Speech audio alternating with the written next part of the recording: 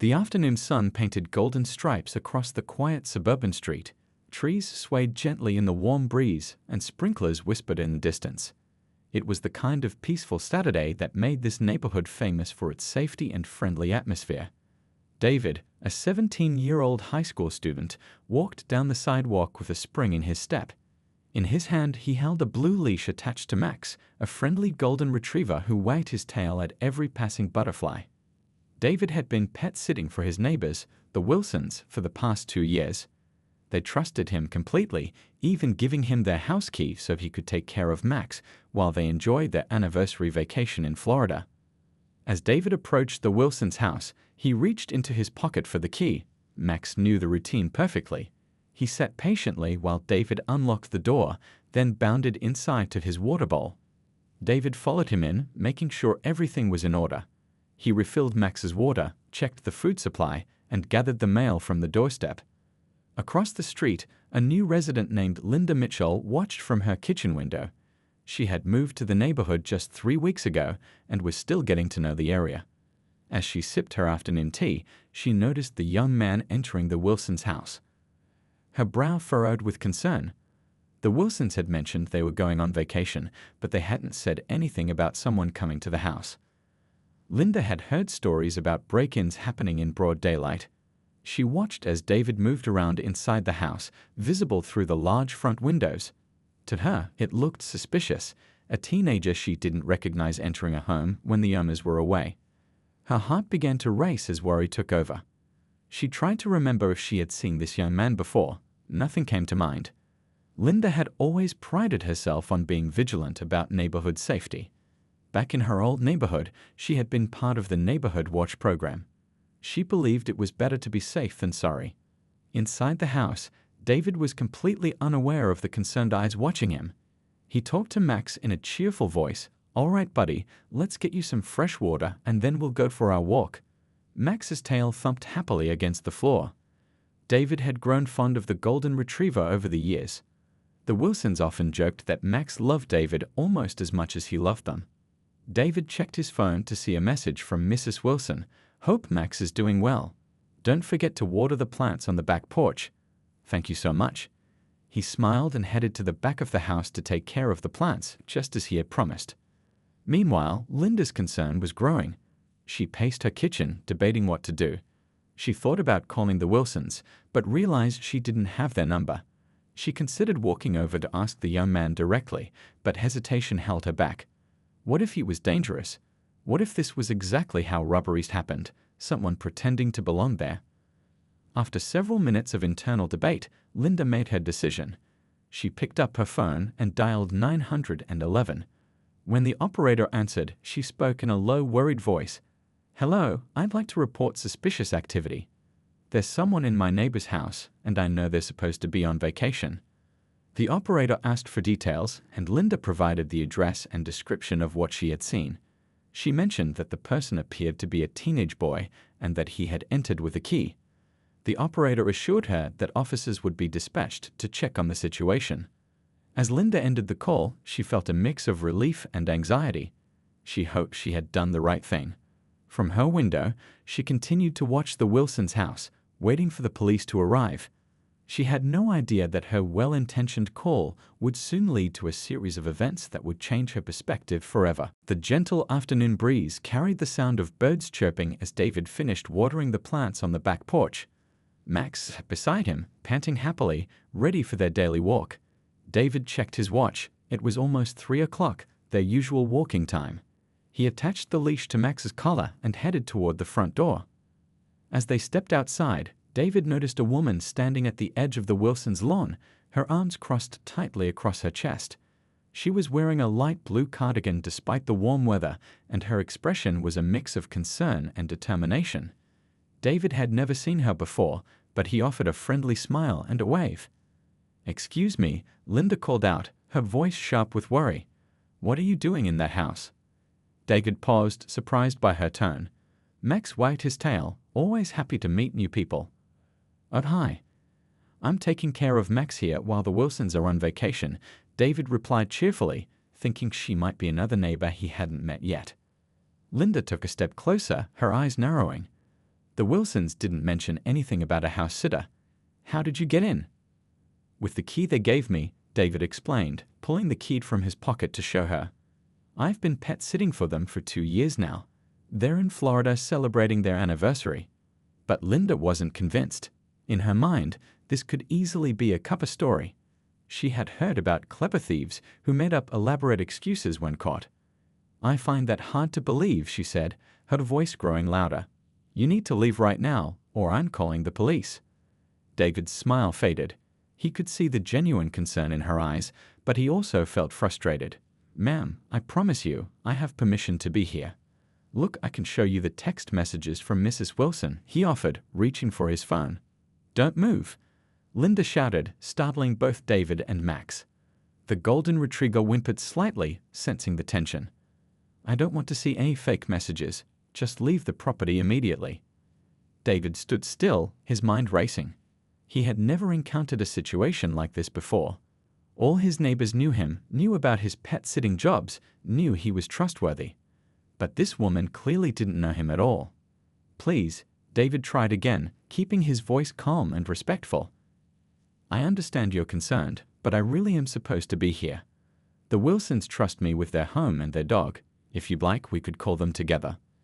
Linda shook her head vigorously. No, I'm not falling for that. I've already called the police. They're on their way. David's heart sank. He hadn't done anything wrong, but he knew how these situations could be misunderstood.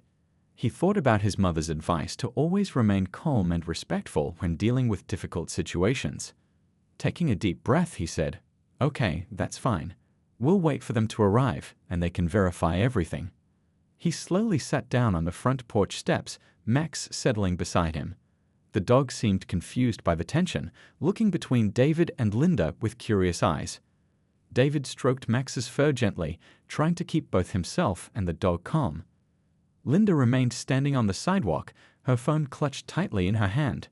She watched David's every move, ready to call 911 again if necessary. In her mind, she was doing the right thing, protecting her neighbor's property from a potential thief. Minutes ticked by slowly. Other neighbors began to notice the scene. Mrs. Henderson from next door stepped out onto her porch, and Mr. Rodriguez across the street paused while mowing his lawn. They all knew David, had seen him walking Max countless times, but none of them intervened yet, unsure of what was happening. David pulled out his phone again, this time to text his mother. Mom, there's a misunderstanding at the Wilsons' house. New neighbor called the police on me while I'm pet sitting. I'm okay, just waiting for officers to arrive. The sound of approaching sirens grew louder. Linda felt a surge of relief. Help was coming. David felt a knot in his stomach. He hoped this would be resolved quickly and without any trouble. Max's ears perked up at the sound, and he let out a small bark. As the police car turned onto their street, both Linda and David prepared themselves for what would happen next. Neither of them could have predicted how this afternoon would unfold, or how this simple misunderstanding would soon involve someone far more important than either of them expected. The police car pulled up to the curb with its lights flashing, but no siren. A sign that this wasn't considered an emergency situation. 2 officers stepped out, adjusting their uniforms as they surveyed the scene. Officer Thompson, a veteran with 15 years on the force, and Officer Rodriguez, his younger partner, approached the Wilsons' property with measured steps. David remained seated on the porch steps, his hand gently resting on Max's head. The golden retriever had stopped wagging his tail, sensing the serious atmosphere. David's heart was beating faster now, but he reminded himself that he had nothing to hide. He'd done everything right. Good afternoon, Officer Thompson called out as he approached. His voice was professional but not harsh. We received a call about suspicious activity at this residence. Linda stepped forward immediately. Yes, officers, I called. This young man entered the house while the owners are away on vacation. I've asked him to leave, but he refuses. Officer Rodriguez pulled out his notepad while Officer Thompson turned to David. Son, can you tell us what you're doing here? David stood up slowly, keeping his movements deliberate and his hands visible. Yes, sir. I'm pet sitting for the Wilsons while they're on vacation. They asked me to take care of their dog, Max, and their house. I have their key and permission to be here. Do you have any identification? Officer Thompson asked. David nodded and carefully reached for his wallet. He handed over his student ID and driver's license. "I also have text messages from Mrs. Wilson about taking care of Max," he offered, holding up his phone. Officer Rodriguez examined the ID while Officer Thompson looked at the phone screen. The messages were clear, dated conversations about feeding times, walking schedules, and even a reminder to water the plants. "How long have you been pet sitting for the Wilsons?" Officer Rodriguez asked. "About 2 years now," David replied. "They usually ask me to watch Max when they travel. All the neighbors know me." He gestured toward Mrs. Henderson, who had come down from her porch and was now standing nearby. Mrs. Henderson spoke up. "Officers, I can confirm that David has been taking care of Max for years. The Wilsons trust him completely." Linda's confident expression began to waver. She hadn't expected anyone to vouch for the young man. But I've never seen him before," she protested weakly. "Ma'am, when did you move to this neighborhood?" Officer Thompson asked gently. 3 weeks ago," Linda admitted, her voice smaller now. The officers exchanged a knowing look. This was beginning to look like a classic case of misunderstanding. Officer Rodriguez continued taking notes while Officer Thompson addressed both parties. "Let me verify a few more details," Officer Thompson said. He used his radio to contact dispatch, asking them to check if the Wilsons had registered their vacation plans with the local neighborhood watch, a common practice in their community. While they waited for confirmation, more neighbors had gathered at a respectful distance. Mr. Rodriguez had turned off his lawnmower and joined Mrs. Henderson. Even the teenage Sullivan twins from down the street had paused their bike ride to see what was happening. David felt a mix of emotions: embarrassment at being the center of attention, frustration at having to prove himself, but also gratitude for his neighbor's support. Max, picking up on David's emotions, nuzzled closer to him. The radio crackled to life. "Affirmative on the Wilson residence," the dispatcher's voice came through. "Vacation notice filed last week. Pet sitter listed as David Carter, age 17, student at Central High School." Officer Thompson nodded and turned to Linda. "Ma'am, it appears this young man is exactly who he says he is. The Wilsons did arrange for him to care for their property and pet." Linda's face flushed red with embarrassment. I didn't know. I was just trying to protect their home," she stammered. Just then, another car turned onto the street, a sleek black sedan with official city plates. The neighbors began murmuring among themselves, recognizing the vehicle. David's eyes widened as he saw who was behind the wheel.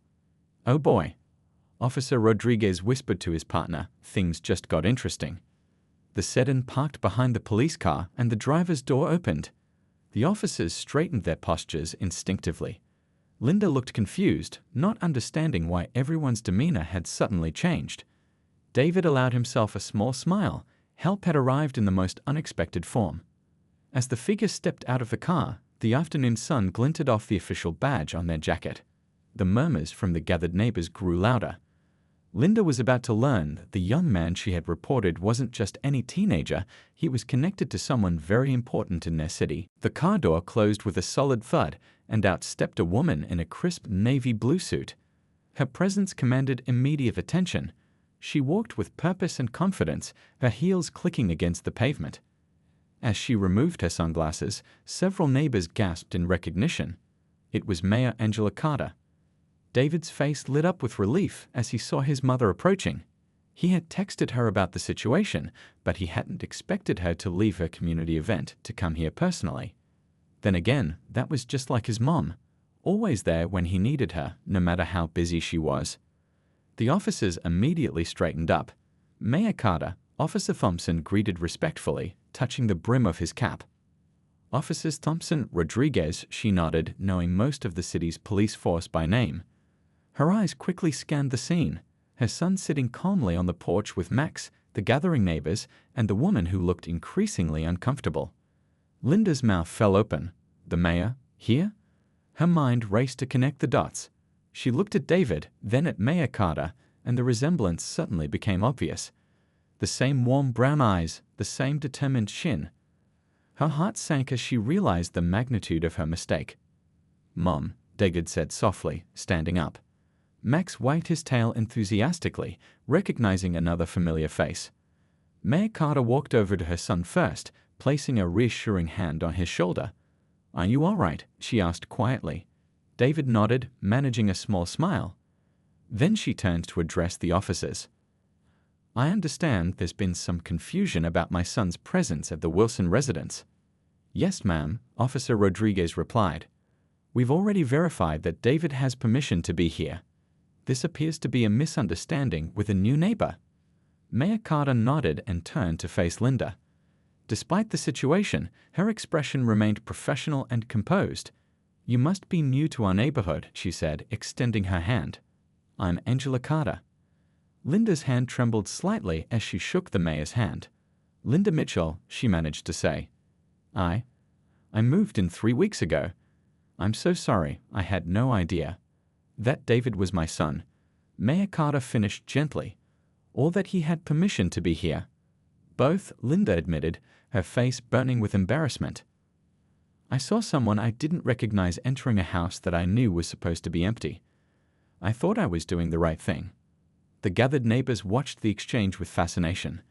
This was turning into the most interesting Saturday afternoon the street had seen in years. Mrs. Henderson whispered something to Mr. Rodriguez, who nodded in agreement. Mayor Carter took a deep breath. "Mrs. Mitchell, I understand your concern for our neighborhood's safety. It's actually commendable that you want to look out for your neighbors." She paused, choosing her words carefully. "However, this situation highlights something important we need to address in our community." Linda nodded, unable to meet the mayor's eyes. She felt horrible. Not only had she wrongly accused someone, but that someone turned out to be the mayor's son. She wondered if she would have reacted differently if David had looked different, and that thought made her even more uncomfortable. "David has been a responsible member of this community for years," Mayor Carter continued, her voice carrying to all the gathered neighbors. "He helps our elderly neighbors with their groceries, volunteers at the animal shelter, and yes, takes care of pets when families are away. The Wilsons trust him completely, as do many others on this street." Officer Thompson cleared his throat. "Mayor Carter, we've completed our verification. Is there anything else you need from us?" "No, thank you, officers. I appreciate your professional handling of this situation," she replied. As the officers prepared to leave, Mayor Carter turned back to Linda. "Mrs. Mitchell, I'd like to invite you to coffee sometime next week. I think we have a lot to talk about." Linda looked up, surprised by the invitation. You want to have coffee with me? After what I did? Especially after what happened today," Mayor Carter said firmly. "This is an opportunity for understanding and growth, for all of us." David, who had been quiet during this exchange, finally spoke up. "Mrs. Mitchell, I understand why you were worried. You were trying to protect the neighborhood. I'm not upset with you." His words seemed to break something in Linda. Tears welled up in her eyes. "I'm so sorry," she said, her voice cracking. "I should have handled this differently. I should have asked questions first instead of assuming." Max, sensing the emotional moment, walked over to Linda and sat at her feet, looking up at her with his gentle golden eyes. It was as if even the dog was offering forgiveness. The neighbors began to disperse, knowing they had witnessed something significant. This wasn't just about a misunderstanding anymore, it was about community, assumptions, and the importance of getting to know one another before jumping to conclusions. The late afternoon sun cast long shadows across the lawn as Mayor Carter gestured toward the Wilsons' porch. "Why don't we sit down and talk about this properly?" she suggested, her voice warm but firm. Linda nodded hesitantly, still feeling the weight of her mistake. David sat back down on the steps, and Max immediately curled up at his feet. The remaining neighbors, Mrs. Henderson and Mr. Rodriguez, quietly excused themselves, sensing this had become a private moment. Mayor Carter took a seat on the porch swing, inviting Linda to join her. For a moment, there was only the gentle creaking of the swing and the distant sound of children playing down the street. "Mrs. Mitchell," the mayor began, "what you experienced today is something many of us need to confront. It's about the assumptions we make based on what we see, rather than what we know." Linda fidgeted with her hands. "I feel terrible. I really thought I was protecting the neighborhood." "And that instinct isn't wrong," Mayor Carter assured her. "Looking out for our neighbors is important, but how we do it matters just as much as why we do it." David listened quietly as his mother continued. He had heard her speak about these issues many times at community meetings and school assemblies, but this felt different, more personal, more immediate. "Let me ask you something," Mayor Carter said gently. "If you had seen a different teenager, perhaps someone you perceived differently, would you have approached the situation the same way?" Linda was quiet for a long moment. The question hung in the air, challenging her to examine her own actions honestly. I want to say yes," she finally answered, her voice barely above a whisper. "But truthfully, I don't know." "That honesty is a good starting point," Mayor Carter nodded. "We all carry certain biases, often without realizing it. The important thing is recognizing them and working to overcome them." David shifted slightly, drawing both women's attention. "Mom always says that building community means building trust," he offered. "Maybe that starts with getting to know each other." Mayor Carter smiled proudly at her son. "Exactly, David." She turned back to Linda. "In my role as mayor, I've learned that our city is strongest when we see each other as neighbors first, when we take the time to understand rather than assume." Linda wiped her eyes with a tissue she'd pulled from her pocket. "I grew up in a very different neighborhood," she explained. "We didn't know our neighbors well. Everyone kept to themselves. Moving here, I wanted to be more involved, more protective of my new community. But I see now that I went about it the wrong way." "It's never too late to start fresh," Mayor Carter said. "In fact, I'd like to extend an invitation. Next Thursday, we're holding a community workshop at City Hall. It's about building inclusive neighborhoods and understanding implicit bias. Would you consider attending?" Linda looked surprised. "You want me to come? After what happened today?" "Especially because of what happened today," Mayor Carter emphasized. "This experience gives you a unique perspective that could help others learn too." David spoke up again. "And maybe you could meet some more neighbors there. The Johnsons from 2 streets over always come to Mom's workshops. They make amazing cookies for the refreshment table." A small smile appeared on Linda's face, the first genuine smile since this whole situation began. "I'd like that. I really would." Mayor Carter reached into her purse and pulled out a business card. "Here's my direct line. Call my office on Monday, and my assistant will give you all the details about the workshop." As Linda took the card, she seemed to sit a little straighter. "Mayor Carter, I want to apologize again, not just for calling the police, but for not giving David a fair chance to explain, for making assumptions based on things that shouldn't matter." "Apology accepted," Mayor Carter said graciously. "What matters now is what we do moving forward." David stood up, Max rising with him. "Mrs. Mitchell, would you like to meet Max properly? He's usually the best welcome committee in the neighborhood." Linda hesitated for just a moment before nodding. As she reached out to pet the golden retriever, Max's tail wagged enthusiastically. The tension in her shoulders seemed to melt away. "You know," Linda said softly, "I had a dog growing up. A little terrier named Buster. Maybe I could help with pet sitting sometimes too. Once I get to know everyone better, of course." David grinned. "That would be great. The Sullivans down the street are always looking for backup pet sitters for their 2 cats." Mayor Carter stood up, smoothing her suit jacket. "It seems like this difficult afternoon might have a positive ending after all." She looked at her watch. "I need to return to my community event, but David, please finish taking care of Max. And Mrs. Mitchell, Linda, I look forward to seeing you at the workshop." As the mayor walked back to her car, Linda turned to David. "Your mother is not what I expected." David laughed. "She gets that a lot. She always says the best leaders are the ones who turn problems into opportunities." Linda nodded thoughtfully. "I think I'm beginning to understand what she means." By Sunday morning, news of the incident had spread throughout the neighborhood like wildfire. Mrs. Henderson, who ran the community Facebook group, had posted a thoughtful message about what happened, emphasizing the importance of getting to know our neighbors before making assumptions.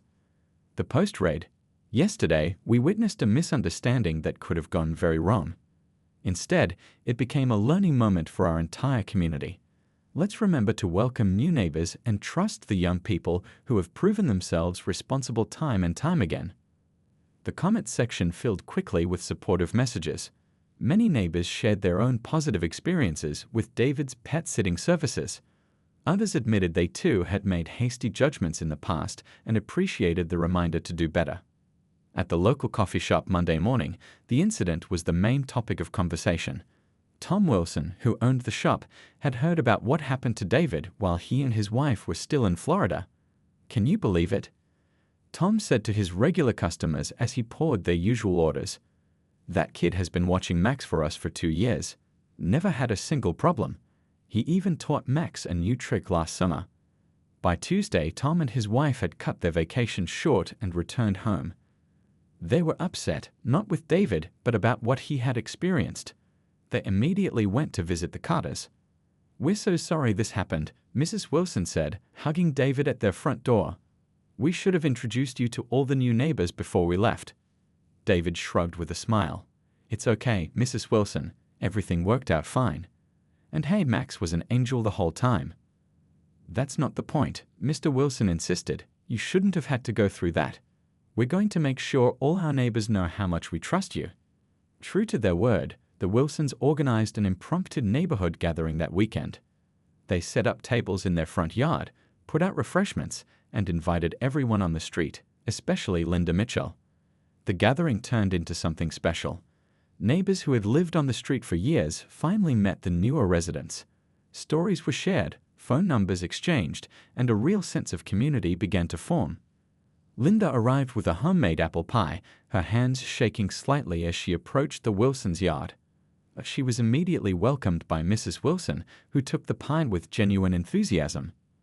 "Linda, we're so glad you came," Mrs. Wilson said warmly. "Thank you for looking out for our home, even if there was a misunderstanding. That's exactly the kind of neighbor we want." Throughout the afternoon, David found himself surrounded by supportive neighbors. The Andersons asked if he could watch their rabbit next month. The Patols wanted to book him for their upcoming anniversary trip. Even old Mr. Crawford, who rarely left his house, came by to shake David's hand. "Young man," Mr. Crawford said in his gravelly voice, "I've lived on this street for 40 years. You're exactly the kind of youth this neighborhood needs. Don't let anyone tell you different." The local newspaper picked up the story, but not as a scandal. Instead, they framed it as a positive piece about community growth and understanding. The headline read, "Misunderstanding leads to stronger neighborhood bonds." The article featured quotes from Mayor Carter about the importance of community dialogue and from Linda about her journey to understanding her own biases. David was mentioned not as a victim, but as an example of responsible youth in the community. At Central High School, David's friends rallied around him. The Student Council, where David served as treasurer, decided to organize a Know Your Neighbor campaign. They created flyers encouraging students to introduce themselves to elderly neighbors and offer help with yard work or groceries. The school principal, Mrs. Rodriguez, called David to her office, not for discipline, but for praise. "David, you handled a difficult situation with maturity and grace. We'd like you to speak at the next assembly about community service and building trust." Social media buzzed with positive messages. The hashtag #CommunityFirst began trending locally, with people sharing stories of neighbors helping neighbors. David's pet-sitting business received numerous inquiries from people who wanted to support him. But perhaps the most meaningful response came from other young people in the community. Several teenagers reached out to David, sharing their own experiences of being misjudged or misunderstood. They formed an informal support group, meeting at the community center to discuss ways to bridge generational and cultural gaps in their neighborhood. Linda Mitchell watched all of this unfold with a mixture of shame and hope. She saw how the community had turned her mistake into something positive, and she was determined to be part of that change. She signed up for every workshop the mayor's office offered and even volunteered to help organize the next Neighborhood Watch meeting, with a focus on building trust rather than suspicion. By the end of the week, what had started as an unfortunate incident had transformed into a catalyst for community growth. The neighborhood felt more connected, more understanding, and more united than ever before. And at the center of it all was a 17-year-old boy who had simply been doing his job, caring for a neighbor's dog. 3 months had passed since that fateful Saturday afternoon, and the neighborhood had transformed in ways no one could have predicted. The trees were now dressed in autumn colors, and the air carried the crisp promise of approaching winter. But it wasn't just the seasons that had changed, the entire community had evolved. Linda Mitchell stood at the front of the community center, preparing for her presentation.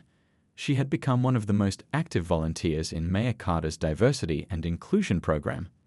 Today, she was sharing her story with a group of new residents, helping them understand the importance of community connections. "When I first moved here," Linda began, her voice steady and confident, "I thought being a good neighbor meant watching out for suspicious activity. I learned that being a good neighbor actually means getting to know the people around you, understanding their stories, and building trust." In the audience, David sat with his mother, both wearing proud smiles. They had been invited as special guests to this session. The transformation in Linda had been remarkable, from a fearful, suspicious newcomer to a bridge builder in the community. David's pet-sitting business had flourished beyond his expectations. What started as a simple summer job had grown into a proper small business. He now had 3 other teenagers working with him, creating a network of trusted pet sitters throughout the neighborhood. They called themselves Paws and Trust and even had matching t-shirts.